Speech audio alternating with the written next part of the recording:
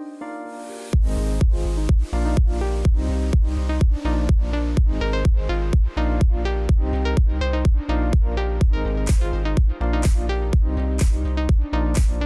the next session now, we have another founder and a business leader par excellence.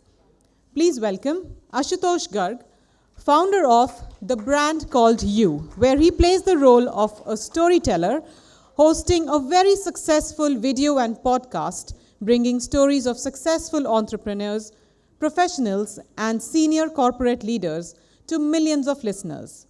He has interviewed over 2,900 leaders from over 65 countries till date. Ashutosh also founded Guardian Pharmacy in India in 2003 and grew it to the second largest pharmacy chain in India with over 200 stores. He exited from the company in 2016. Ashutosh has worked in the corporate sector for 25 years. He is a certified business and executive coach and mentors CEOs around the world on business matters, governance, strategic planning, succession planning, personal accountability, people and culture issues. He has written 9 highly acclaimed bestsellers.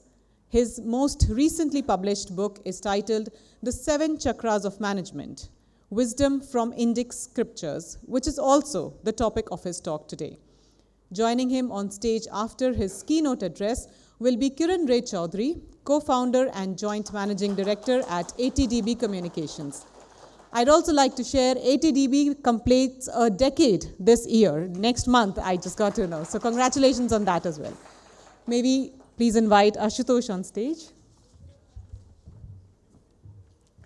Thank you very much. Which is the... You know, when Amit asked me to come speak, I was wondering what will I come and speak about a conference like this where you have so much experience. And then he told me come and speak about the 7 chakras of management, Wisdom from Indic Scriptures, which is my most recent book. And that made me think even more. Because the first 2 speakers, I was wondering, we are all looking at years ahead, and I'm asking you to go back thousands of years. But then, you know, I said, let me start thinking about what are the things I can speak about to all of you. And the speaker before me spoke about 6 generations, so I'm probably from the first of the 6 generations, which makes me an older baby boomer. And of course, the 6th one, as she just told us, was going to be probably AI, but I love using all this technology myself. So let me give you a little bit of background about what made me start thinking about this. And I've spent many years with ITC and ran Asia for 2 large American aerospace companies, founded Guardian Pharmacy, and did all kinds of fun things in my life. When COVID started, someone sent me a link from the Harvard Divinity School about some of the major religions of the world. And I had lots of time during COVID, so I registered online for an 8-month program, and I finished. And that's the only way I managed to say that I did something from Harvard. As I finished that, I started to say that how can we correlate a lot of knowledge that exists in our scriptures with the corporate world? People have written about the Gita, people have written about the Mahabharata. I said, let me think of it differently. And I said, when we meditate, we talk about the 7 chakras. And these are the energy points or the nerve points in our bodies. And I said, let me start correlating these. Given the amount of time I have, I'm going to take you through the 7 chakras, and we can talk about it later, but I'm always available if any of you want to sit and chat with me about any of the chakras at a later date. This is my book. I'm planning a few copies since I came. So I did give you a little background. And one of the things that I realized also was that I started to understand and wanted to explore my own roots as I got into my 50s. But the more I speak to a lot of the young people in our country and outside India, I find that the desire to learn, the incredible amount of knowledge we have in our scriptures, and when I say scriptures, I'm talking about the Vedas, the Upanishads, the Mahabharata, Ramayana, the Gita, and my favorite, all-time favorite is Chanakya. I keep Chanakya's Niti Shastra and Artha Shastra next to where I read all the time, and I just flip it open. So I said, let me start thinking about some of these, and I'll talk a little bit about some of these, the 7 chakras, how I've correlated these, and I'll try and give you one story, because we have a storyteller here amongst us as well, and the only way we remember instances is when we talk of stories. So this slide is a little too busy, but there are the 7 chakras, which is the root chakra, the sacral, the solar plexus, heart, throat, third eye, and crown, which are the 7 chakras in our body, and I'm sure all of you, whoever meditates will know all these chakras. But let's start talking about the first one, which is the root chakra, or the foundation, the Muladhara chakra. And I said there are 3 different things that in an organization which appeal to our base instinct, which is motivation, second, delegation and empowerment, and the third is success. Now, there's a lot of details in this. I don't have the time to go into each of those topics in great detail, but let me try and relate this to you with a story of, and I'm sure some of you have heard it, maybe most of you heard it, is the story of Eklavya, who actually learned the art of archery, not from Dronacharya, but by building Dronacharya's image. And he became a better archer than Arjun. And when Arjun realized that this person was better, he went to Dronacharya and said, how could you teach him? I mean, he's not even a person from royal family. And Dronacharya knew that he had to be with the royal family, the Kauravas and the Pandavas. And therefore he said, you got to give me a Guru Dakshina. And the Guru Dakshina was Eklavya's thumb, right? And that meant that he would never be able to use a bow and arrow again, but without thinking, he gave up his thumb as Guru Dakshina. Now, very important factor and we can keep relating these to different things that we keep doing in the corporate world as we look at different situations we are faced with. And what really happens is most of us focus primarily on the ahankar or our own ego. And that ego is what becomes a challenge for each one of us. It's always I before anybody else, and therefore I'm just trying to make a point that important for us to think about how we can handle our own Muladhara chakra or root chakra to be able to motivate ourselves, delegate and empower, and there was some discussion on delegation, and our base instinct of wanting success. The second one is the sacral chakra, the Swadhisthana chakra, which is really talking about invoking Shakti and energy. And what are the 3 things that I have covered in my book on this? One is happiness. Second is handling a tough adversary. And the third one is conquering fear. Now, important for us to understand whether you look at fear, whether you look at handling a tough adversary. And I've just drawn some interesting stories out of various books, and my book has many, many, many different stories, is the story of Hanuman. When Lord Ram's army was, when Lord Ram was asking Hanuman to go across to find Sita in Sri Lanka, Hanuman said that, how can I go? I don't have the ability. And it was Sugriv and Jamwant, who's the bear, blessed by Lord Ram, who said, no, but you have the ability to fly. You can fly across the straits of the water. And it was just that whole ability to motivate someone. And when we think about it, we didn't realize that someone who is a god, and for us, Hanuman is a family deity, but one doesn't realize that even a god needs motivation.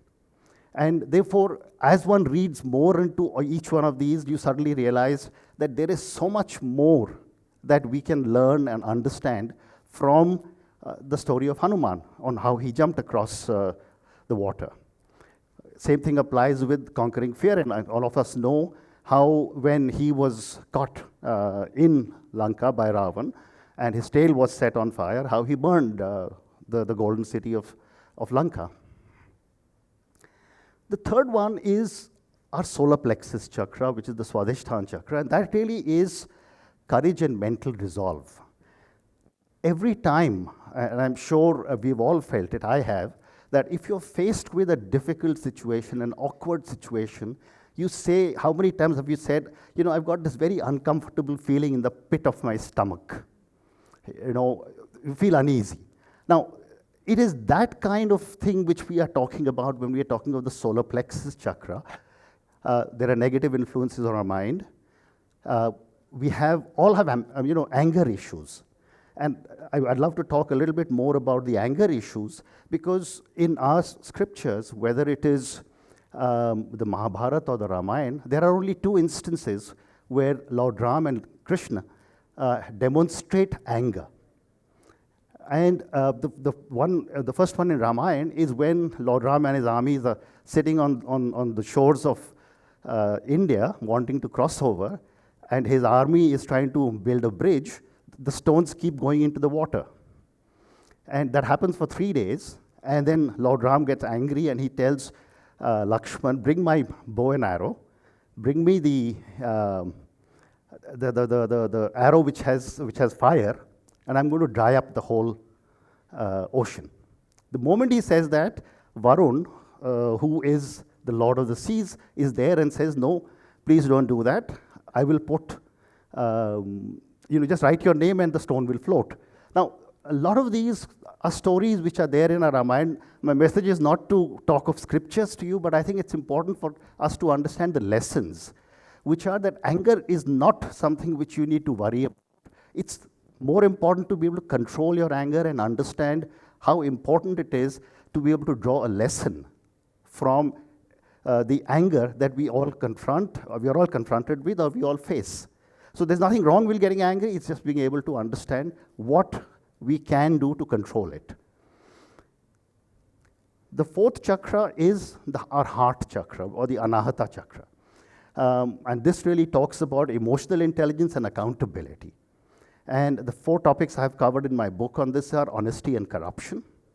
The second one is ego, ethics, and trust. And I'll talk a little bit about ego. Ego is something which we all have, nothing wrong with having an ego. But I remember when I founded Guardian Pharmacy, and we had at one stage about 1,500 employees, I used to talk to a lot of the young people when they used to join. And I would tell them, I said, every morning when you come to work, just make sure you do 2 things. Number 1, take off your ego and hang it on the hook behind your bathroom door. And second, take off your watch, because in retail, you can't tell a customer my time is up, I'm shutting shop. So I used to tell them that, and this is exactly what we see Lord Krishna talking about in the Mahabharata to Arjun, which is how can we guide our teams, how can we guide ourselves with enough clarity, especially when we are faced with difficult decisions. We've all often heard a situation, take a deep breath, right? If you're confronted with something which is creating stress, the first thing what people say, take a few deep breaths, right? I have, from the time I was 5 years old, my mother had taught me how to do the Hanuman Chalisa. I'm 68 now. And whenever I'm in a flight and if I'm facing turbulence, I recite it to myself. Now, it's our own way of being able to internalize and handle the stresses that we go through. But it's important to be able to understand how the heart chakra or the Anahata chakra can actually be managed, because it's another way of really being able to say, I can make a difference to myself, I can make a difference to my teams. The 5th chakra is the Vishuddhi chakra, which is your throat chakra. And the first speaker was talking about connecting the dots, and this is exactly what I'm talking about, but connecting dots with stakeholders. When you talk of stakeholders, we're talking of internal and external stakeholders. We talk about in my book, ignorance, intuition, work culture, and empathy.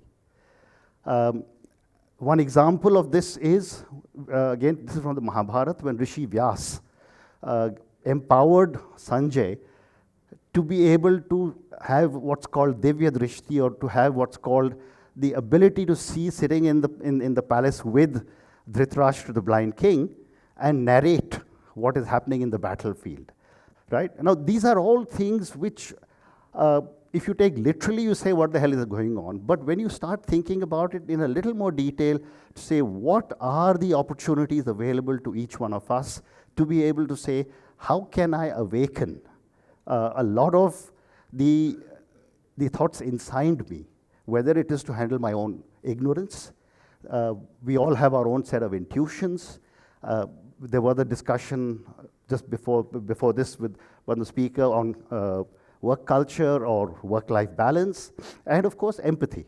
Empathy is a very critical part. So all these things are covered in significant detail as we talk about, in multiple scriptures. I've tried to draw some of the best for my book.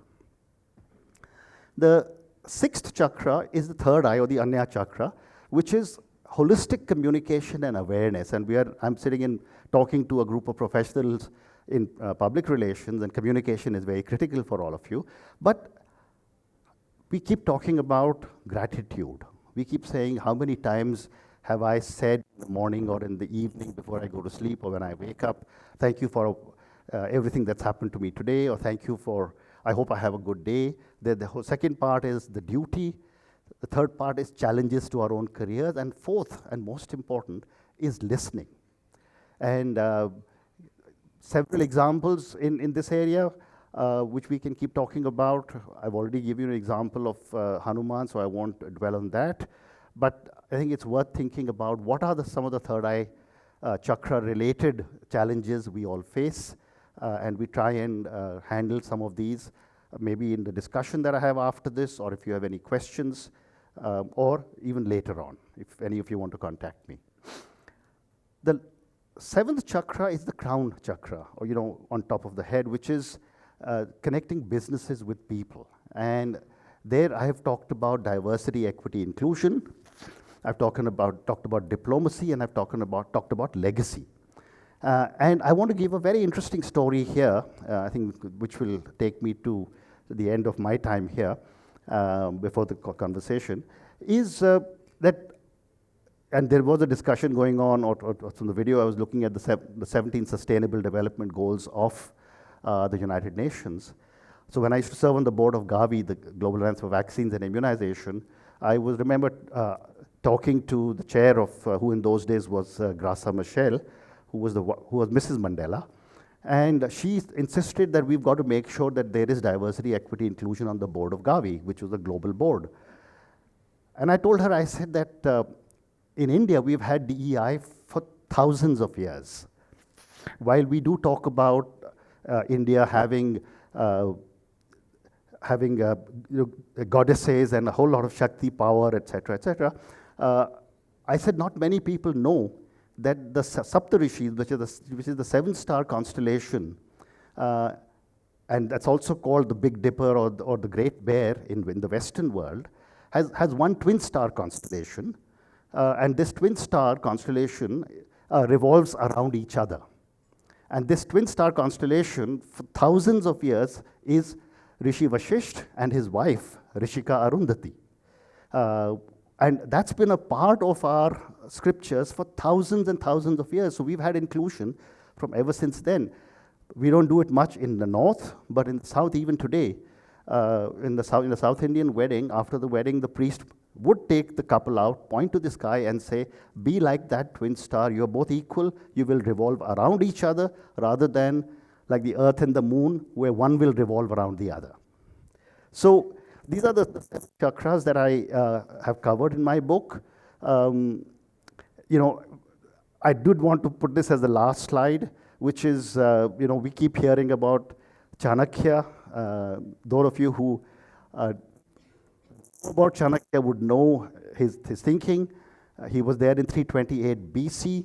And I often say when people talk about India and everything that we have in terms of learnings, I said if something like a Niti Shastra or an Artha Shastra could have been written in 328 BC, can you imagine the amount of knowledge that must have been there for thousands of years before that? It couldn't be that suddenly someone woke up and said, let me write out all these amazing kinds of texts and say that now everything is going to be hunky-dory and we'll get this done. So,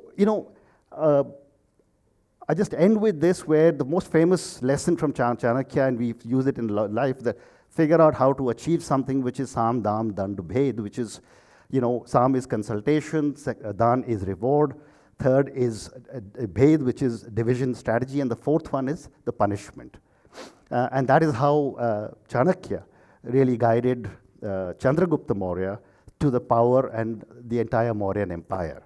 So with that, I'm going to stop now because I've got 1 minute left, and I'm happy to answer questions or get into the question answer session. Thank you. That was great. Well, unlike Sarvesh, I have 3 pages of handwritten notes. Oh my God. Okay. Okay. So that was great. Sarvesh, when we spoke earlier, in fact, I told you how much I enjoyed reading your book. Thank you so much. And it really spoke to me, so I'm thrilled to be doing this chat with you. Thank you. I had thought I would end our chat with a rapid fire, but I think I'm going to start with that. Okay. But you don't need to answer in one word. You can take your time to answer those questions. Okay. So the first one is, you've worn many hats, and you've essayed the role of storyteller, author, business coach, manager. Your bio even says shopkeeper. So which is the role that you've enjoyed the most? I think what's more important is at what stage of life I have been at, and I've enjoyed every single role at every stage of life. So the first 17 years was ITC, and I thought that was a phenomenal 17 years I spent. With that, the last 6-7 years was in Singapore, and I love this one instance. I always say I am what I am because of ITC, but I was 32 years old, 10 years with the company, and the chairman of ITC called me, Jagdish Sapru, and said, Ashutosh, the board has decided you need to go to Singapore. So I said, sir, I'm happy to go, but what am I going to do? He said, I don't know. So I said, you're the chairman, you got to tell me what's my mandate. So he looks at me, he pulls out opens his drawer, pulled out a blank letterhead, and signed at the bottom Jagdish Narayan Sapru, and gave it to me and said, go and write your own mandate. We built a $250 million company then across the whole world. So I'm saying that at every stage, there have been some fascinating people I worked with, and those are the memories that I take. So I can't single out any one. So if you had to describe the essence of leadership in one word, what would that be? I would say leadership to me is that make sure whatever you are asking others to do, you first apply to yourself. Right? I can give you an interesting example. When I founded Guardian Pharmacy, I said, I've got to be the first person in the office every day and the last to leave as the founder. We introduced biometrics for attendance, and a lot of people said, I'm not going to do it, and I'm senior. I said, well, I'm going to do it. The moment I started doing it, other people followed. Yeah. So I would say it just lead by example and make sure whatever you are asking others to do, you follow those practices yourself as well. Absolutely. Yeah. And what do you think is the chakra that CEOs struggle with the most today? Sorry, what is that? A chakra that CEOs struggle with the most today. Well, I spoke about twice, I mentioned it twice in my talk just now. I think the biggest challenge CEOs face is ego. And I think that is a big challenge for a lot of leaders who say, don't you know who I am? And then unfortunately what happens is that at age 60, your organization asks you to superannuate. And the moment you do that, then they haven't planned what they want to do next. So I think ego would be one of the biggest challenges a lot of us face. So how can one start to address it and sort of, become better, be without ego? And how does one recognize it as well? Well, I think the recognize everyone does. And I would be surprised if someone doesn't say that, oh, I don't have an ego. And I've heard people say that, and then and I see it on the golf course, with someone says, oh, I don't have an ego, and the next hole he goes and shouts at the poor caddy, because he's hit a bad shot. But I think we know what is there. I think what is important for each one of us to really understand is that every time we react negatively because of our ego, the only one who's getting impacted is ourselves, nobody else. The world carries on, and nobody really cares after a point. And if you do it too often, then it becomes like a talking point or a laughing point within your organization. Right. So Same you with recognize anger. it. You can recognize it very quickly. Yeah, it only harms yourself. Same with anger, Correct. right? So if you could give any advice to your 25-year-old self, what would that be today? I would, and That's for I've been the asked this youngsters. question many, many times. I would say, think of who you're going to trust rather than trust blindly. And I remember from the time I joined ITC when I was 21 and a half after business school, and every year the only thing I would have in every appraisal, and someone commented about appraisal time coming up, was that you trust people blindly. So I have been let down sometimes. I have had to pay the price for it, but I would say that I would not trust people blindly any longer. And what's the best advice you've been given about leadership? There's an interesting discussion that I had with the person I used to work with in ITC. He was an American, and he told me that don't blow your own trumpet. It was, if you don't blow your own trumpet, nobody else will blow it for you. And I've written about this. I said many years later, I found out that there was a sequel to that one line. The first line was, don't blow your own trumpet, because if you don't blow your own trumpet, nobody else will blow it for you. But the sequel was don't blow your trumpet so hard that it starts to hurt other people's ears. So that, I would say, is one of the best advice I have received. That's a balance that'll be difficult to sort of get. I think you have to be really sort of astute to get that balance going. Absolutely. And what's the worst advice? Many. I'd love to hear it. Difficult to single out, but I would say the worst advice was when I was when I was starting Guardian, and my first store was at Galleria, and we were not getting a license because someone wanted some gratification, and I said no, we won't do it. And people said, अगर आप इसको नहीं देंगे तो आपकी दुकान नहीं खुलेगी. मैंने कहा बंद कर देंगे. So 6 महीने तक नहीं खोली दुकान हमने. Then the poor drug inspector got fed up, and he gave it. So the worst advice was compromise on the principles that I have always stood for, and I didn't. Right, fantastic. So in your book, Ashutosh, you talk about intuition and data, and which according to you would you choose? And in your decision making, what would you sort of lead with? So I would say data is very important for me to get the facts, right? But data will present you with multiple options. Which path to take based on the data I have, I would follow my intuition. Right. So I would not go either blindly with my intuition or just say that, oh, data suggests I have to do this and therefore I do that. Would there be an anecdote that, where you sort of leaned on either and sort of made a good or a bad decision? Yeah, I'll tell you. So when we were rolling out our stores, and we were rolling out a store every week, data suggested that we must have stores all along the Grand Trunk Road from Delhi to Chandigarh. And because they said it's a very, very prosperous belt and we must have the stores, et cetera, et cetera. My intuition was saying, no, don't do it. But I followed that path of opening the stores. And 1 year later, we had to shut all the stores. We lost a lot of money, and we lost a lot of stock. So that was data overpowering intuition to say, the numbers look very good, go and open stores. Right. And an anecdote which favors intuition in your decision making? That I would say would be many.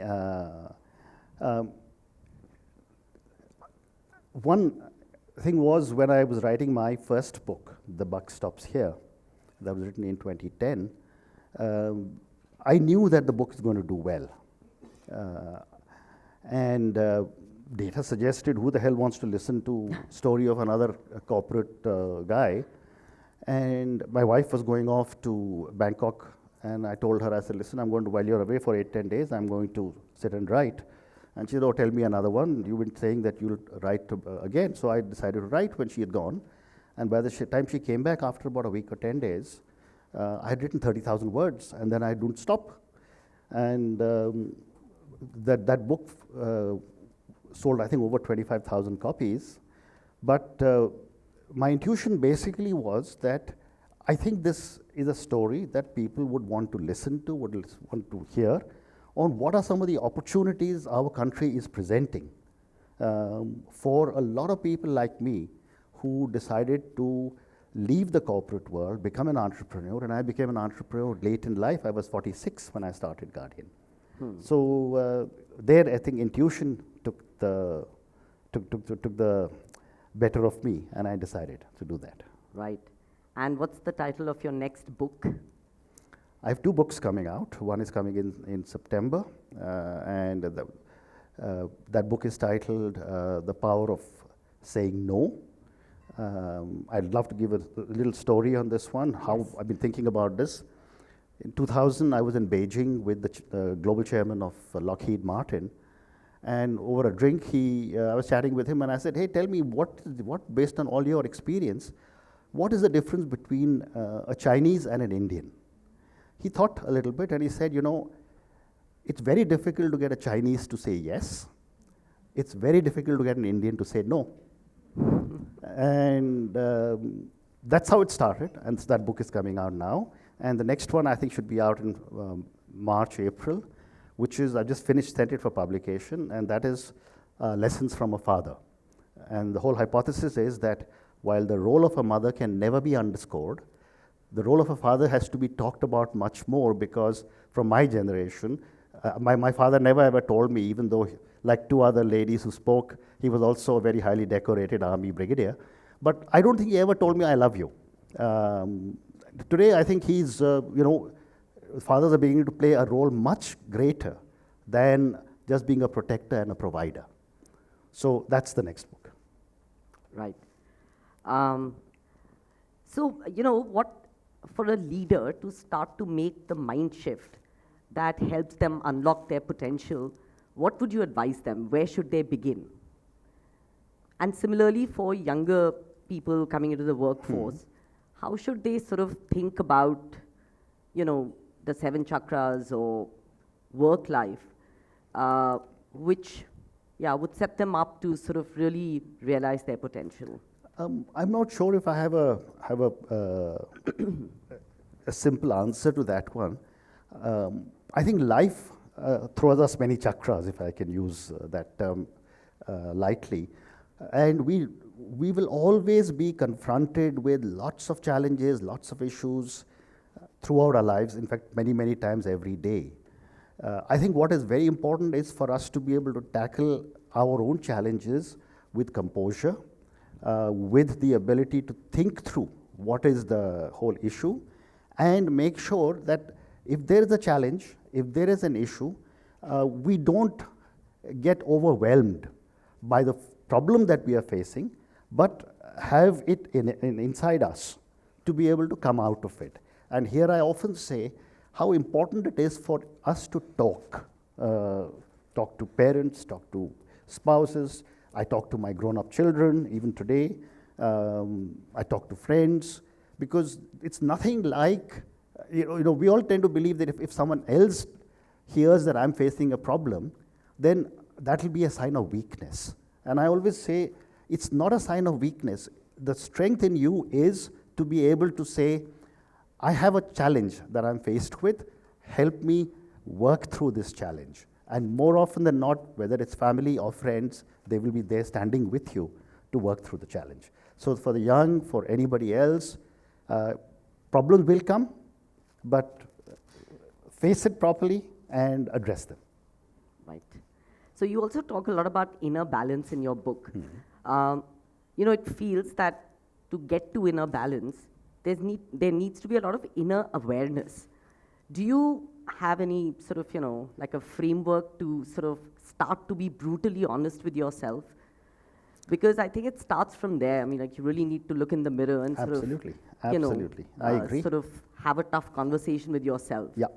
So I'll tell you an interesting anecdote. When we started, me and my younger brothers, we have three brothers, my father would always tell us that every morning when you wake up, and this was when we were in college, before we even started working, he said, when you are standing in front of the mirror, either shaving or brushing your teeth, if you can look yourself in the eye and say, yesterday I did not knowingly hurt anyone or harm anyone, that's the only justification you will ever need for anybody. So I think that is the first question that we need to ask ourselves, that am I being brutally honest with myself?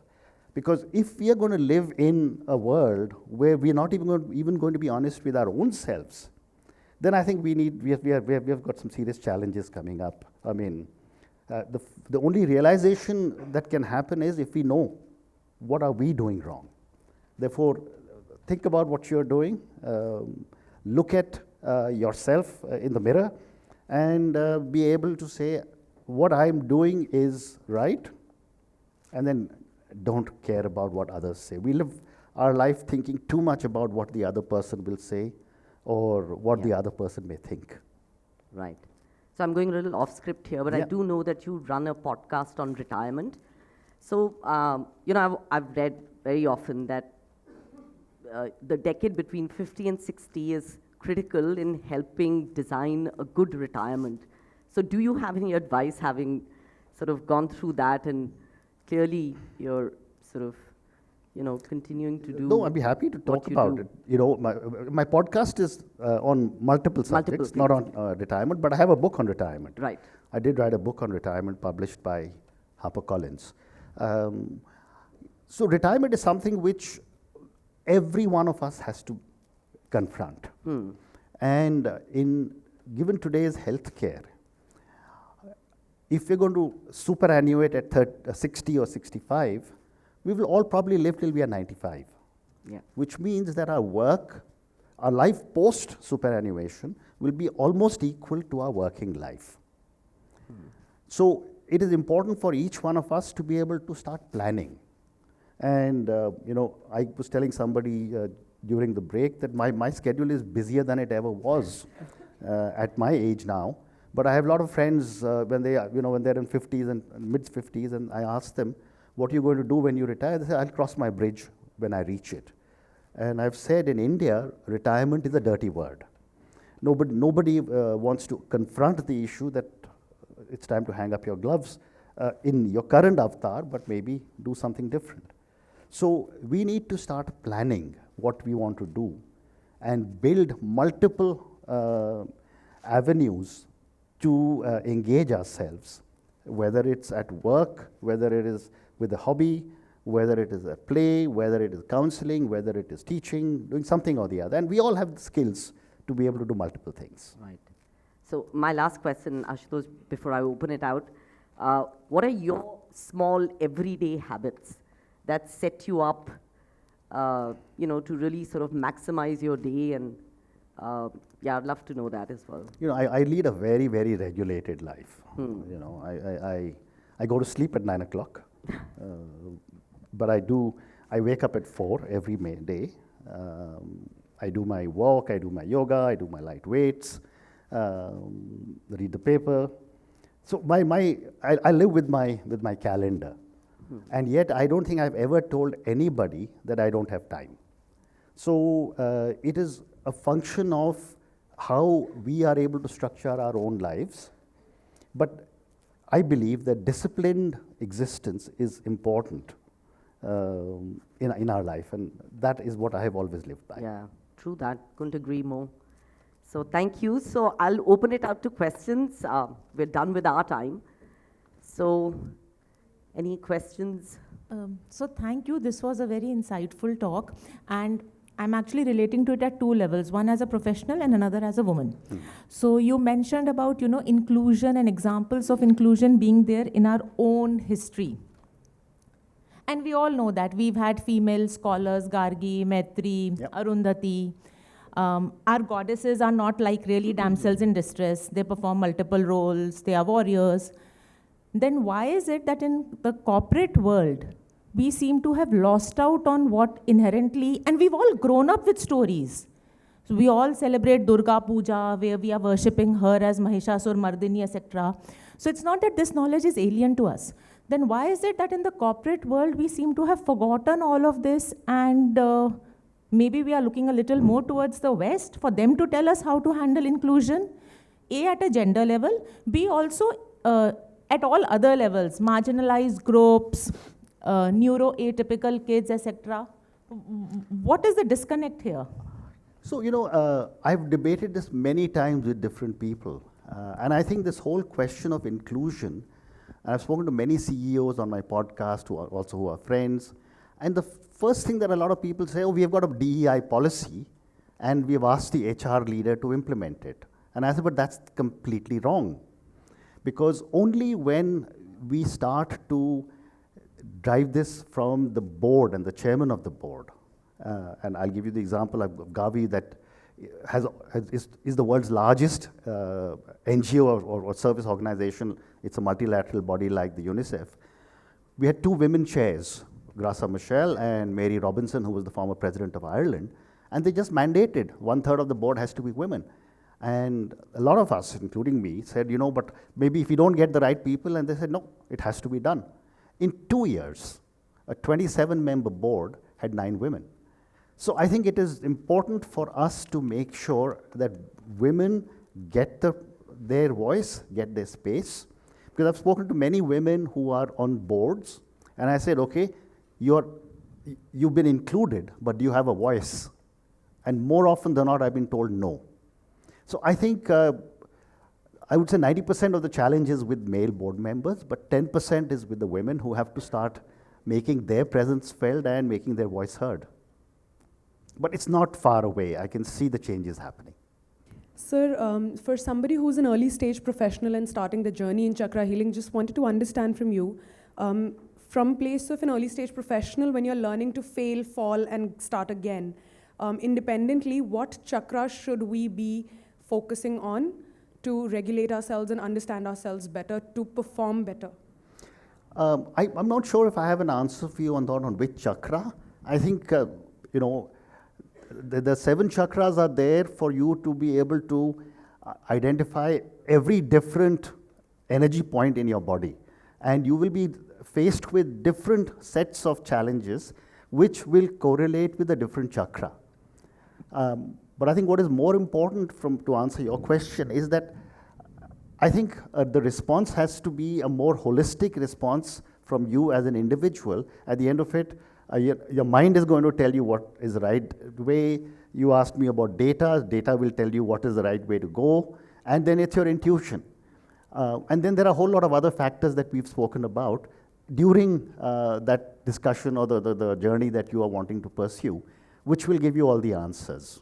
Hi, Ashutosh. Hi. I loved the session. Thank you. One of the reasons why I'm asking this question is, so at Amaltas, the jewelry brand that I run, we do a lot of symbolism jewelry. For example, I was mentioning it during my session also, we do a Shakti ring, we do Sudarshan Chakras bracelet. Over time, what I've realized, and I can see that reflecting in the discussion that we're having, there is a lot of love and a lot of turning back to the Indian way of, so we get customers buying from South India, from Gujarat, from Calicut, and these are really deep down into India, people who are buying online from us, and they're buying very specifically Indian values. Yeah. And do you think that there is a rise that is happening? Do you see in your research, in your discussion, that there is I don't know what is the reason why this is happening, but we see it in our sales, that there is a lot of movement back towards the Indian ethos of what we believe in, and looking at designs which actually resonate with us from time immemorial. Yeah. Do you think there's a lot of love that has started happening back with our culture? Or was it always there? No, I think so. I mean, I don't want to hurt any sensibilities in the room, but I do believe that there is a genuine revival happening in being able to understand India, understanding Hinduism, understanding what it stands for, and just the simple fact that any form of expression is an acceptable form if it appeals to you. And that is what the strength is. And I was talking to someone on my podcast who's actually built, he's from Eritrea, not an Indian, an Eritrean a person who's built the largest Shiv temple in Eritrea, and he and his team of 100 people had come for the Kumbh. Now, when I start to see this is happening everywhere, I think people are wanting to explore what is this, the third largest group of people on the continent, which are the Hindus, doing in India. What is it that they stand for? And then they are all making their own decisions on whether it appeals to them or not. Thank you Thank you so very much, much. Ashutosh. Thank you. Kiran, an very interesting session indeed. I request Kiran to please present Ashutosh with a Sparkle gift card.